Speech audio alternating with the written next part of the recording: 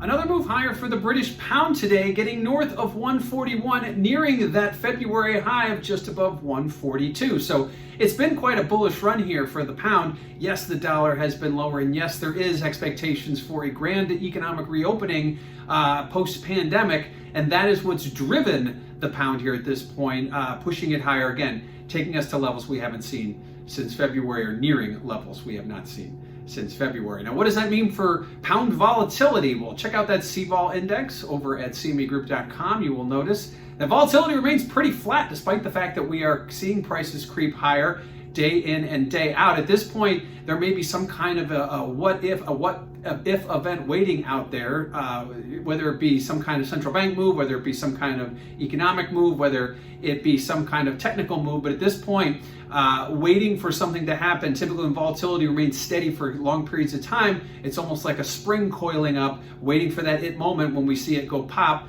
Whether that means a decline in price or a push through to maybe new highs has yet to be seen, but certainly something to keep an eye on when volatility remains steady for long periods of time. Lastly, we're going to talk about the Bank of England. Now, they don't meet again until late June. However, they did talk today about the possibility, and only the possibility, of negative rates and using them in their toolbox. Now, that would be negative to the pound. We didn't really get much of a reaction off it. They've obviously made it very clear they're going to continue to do whatever is necessary to support the economy as it reopens, as things get back up on their feet. And certainly any talk or use of actual negative rates would be perceived as negative. But again, the lower dollar right now, I think, propping up the pound as much as anything else, as well as expectations for the economic recovery. So the pound experienced yet another move higher, nearing those highs that we saw back in February.